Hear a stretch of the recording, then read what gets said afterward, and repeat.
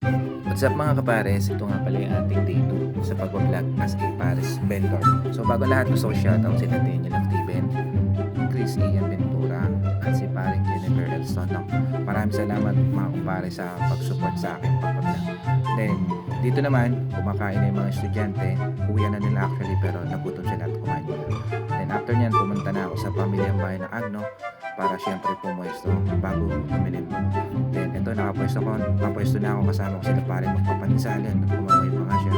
Then dito pinihigwa ko yung taba dahil malalaki. Then as usual, tambay na naman. May mga estudyante ng National High School na patingin-tingin na naririnig nila na para ba nagpa-vlog ako. Ayan, shoutout nga pala sa mga estudyante ng Agno National High School.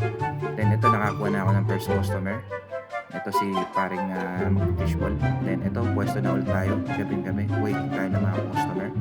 So sa mga nagtatanong kung saan yung ating location, dito po ako sa tabi ng Chungsugo. Kahalera ko yung mga nag-iiyaw-iyaw. So tapat po yan ng NDRRMO o alongside ng NDRRMO. Then dito, bumili sa atin yung mga kabataan na to. Gulat sila dahil narinig nila yung tugtog na sana ng I Belong to.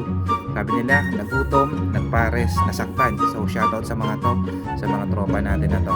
Then ito, pauwi na po ako. So syempre as usual, kailangan magpapahinga. Hindi naman pwede.